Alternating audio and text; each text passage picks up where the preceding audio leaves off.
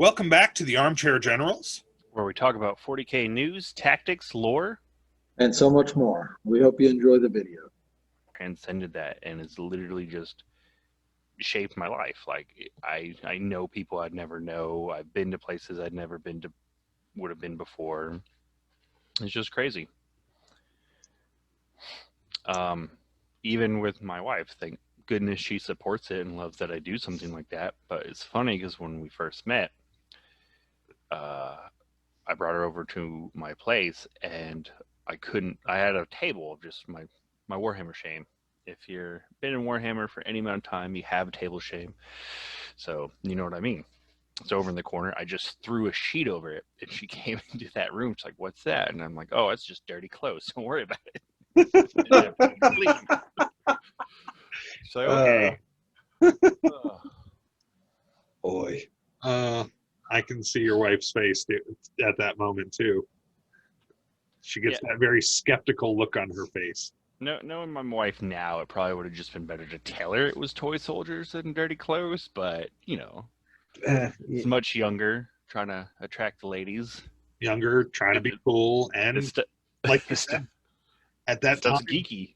Yeah, at that time, this nerd geek, sort of culture was not publicly acceptable. It was not cool.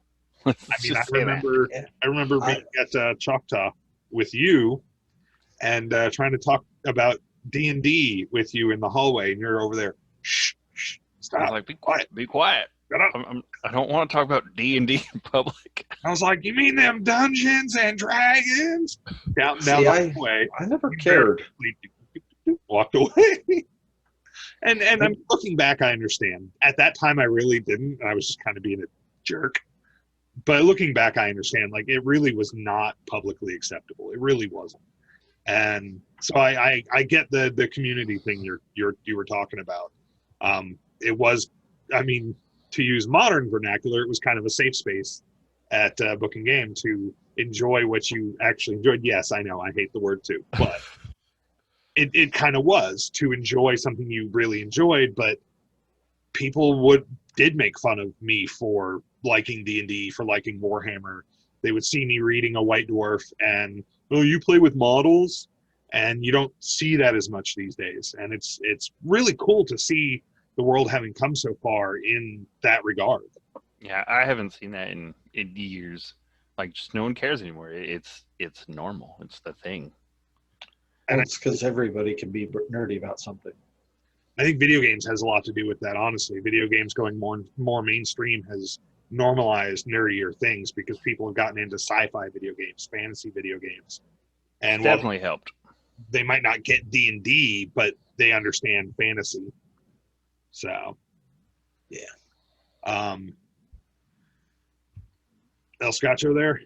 Yeah, well, as I kind of touched on earlier in the intro, 40K has been kind of a touchstone of something has always been there. I'm a military brat, so I've lived all over the country, and ever since I started playing 40K, it was there in Albuquerque, it was there in Colorado, it was there when I was a truck driver.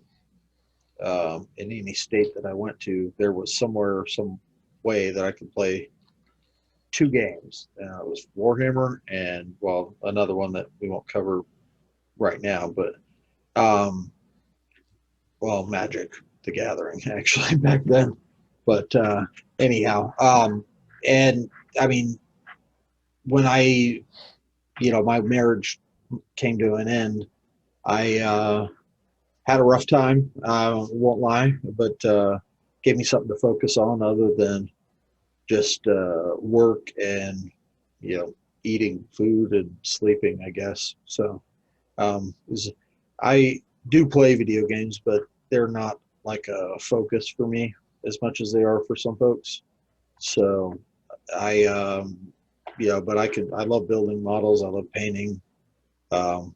I like writing RPG background. It's all stuff I can think about, or back when I was still coping with all that. So it helped out a lot not having to think about, everything falling apart around me.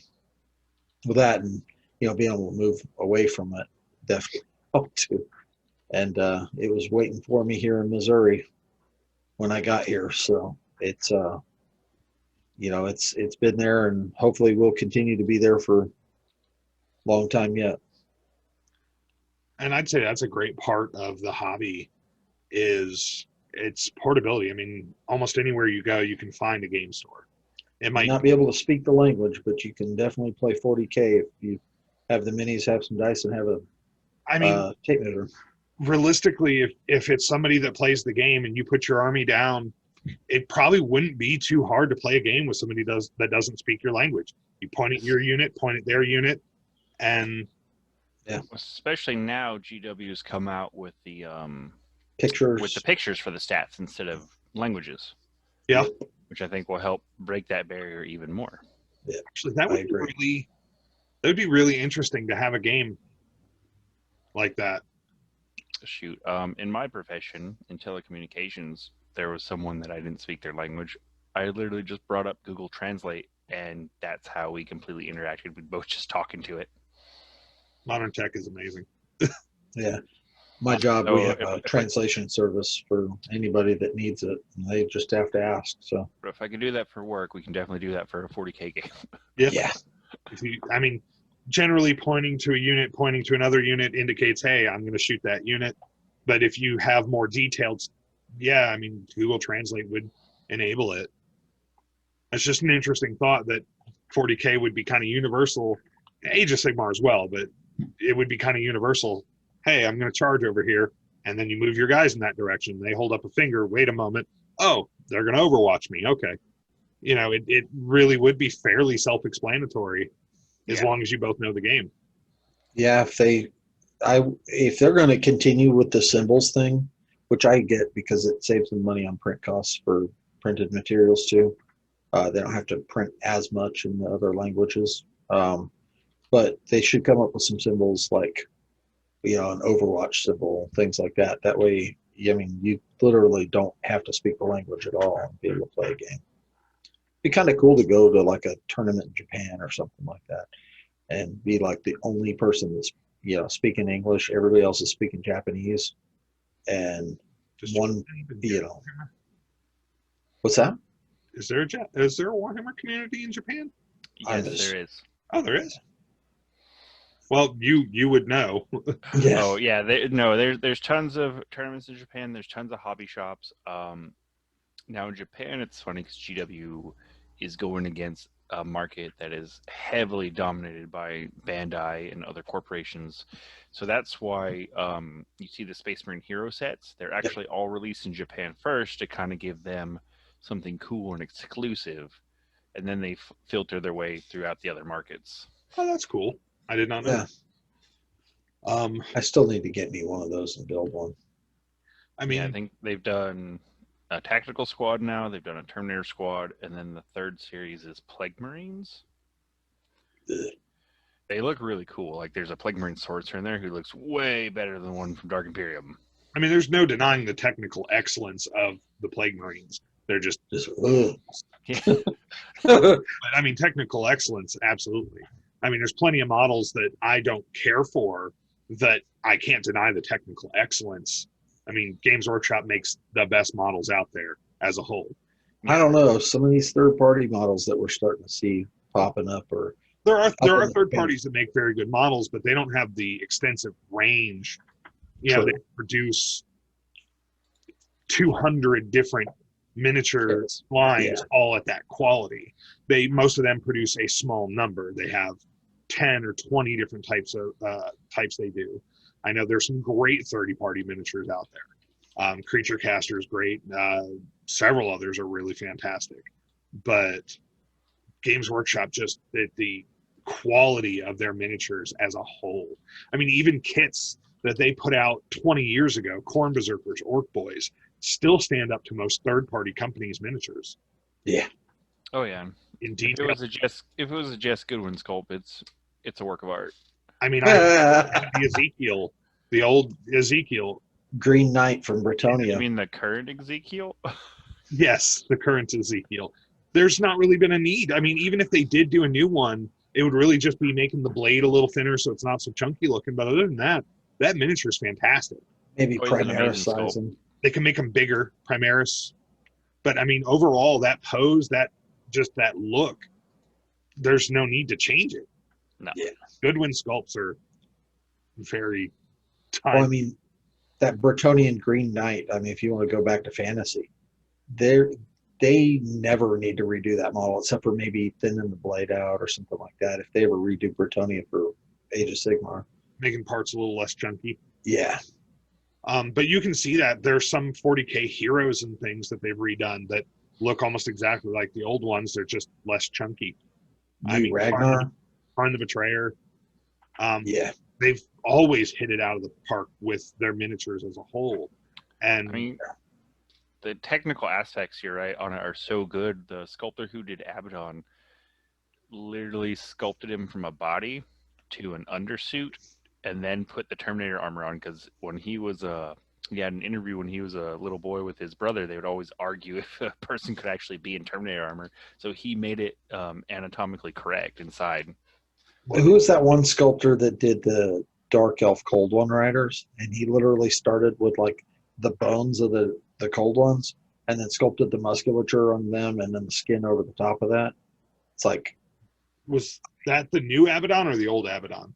That's the brand new Abaddon. Okay. I love the plastic one. But to circle back around, so for me, 40K's influence on my life, honestly, it kept me out of trouble. I had some very good friends in school that were fairly wild outside of school, and I hung out with them, had fun, but they got up to a lot more wildness than I did. And honestly, a good portion of that was because I was at Booking Game Emporium so much. I was playing 40K, I was playing D&D, I was playing World of Darkness. I mean, if I wasn't playing one, I was playing the other. I was at Booking Game, I mean, at least 3 days out of the week, if not 5 days out of the week after school. I was up at Booking Game, and on the weekends, I was there a good portion of the time, too. That's where well, it most helps of my when money it's went. walking distance from school and your house. It was. And that's where most of my money went, too. I didn't have money for alcohol or other abusable substances. I had plastic crack, and I had books, D&D books, World of Darkness books. What's that saying? Warhammer will keep your kids off drugs. Yeah. They won't have money for the drugs. I've not heard that, but I would count that 100% true. You can't afford them. Yeah. But, you know, and I look back and I think about all the friends that we've made over the years. And, you know, some we're still in contact with, some we're not. But, you know, all the friends we've made over the years of playing the game, the memories, you know, there's Orc Boy. We still talk about him. Me and Scotcho still talk about him on a regular basis from Booking Game. I don't know if you remember this there, Nova, but he bought a Land Raider, built it to perfection. Beautifully. Oh, it was gorgeous. And then he went outside and came back in with a hammer and beat it with the hammer to make it orky. Looted orc vehicle. And everybody around the table was like, "What are you doing with that hammer? What are you doing?" No. But those memories, they stay. Like, I don't even remember Orc Boy's face. I don't remember his real name. I don't remember his face, but I remember that memory. Like, blonde hair, glasses, Air Force. That's Didn't about he it. also turn a tread section of a Land Raider into a bike for a war boss? Yeah. probably. That sounds like something he would do. That would actually be really cool. Oh, it looked really cool. I remember that. But I mean, I even met Scotcho because of Warhammer. Yeah. Stocking shelves at that store. I was working at Target doing overnight stocking, and his brother worked there as well. I was reading A White Dwarf, and his brother saw it, and he goes, "Oh, is that Warhammer? I play Warhammer. And my brother plays Warhammer. I've been trying to get him to come here and get a job here. I'll tell him that there's somebody who plays Warhammer." And so, I mean, that crafted a lifelong friendship. Yeah. I mean, Scotcho and I have been friends since I was 18 working at Target. That was 16 years ago. Yeah.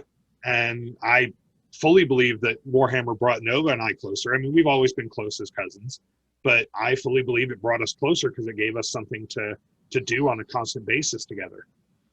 Yeah, 100% bonding experience from sitting down, building together, painting together, BSing about it at the house, playing together, getting the rules wrong together. Yeah. And shared memories. I mean, there's a specific memory that is not necessarily public appropriate, so I won't share the entire memory. But I remember it. It involves Christian. Chaos Marine Crude Baneblade?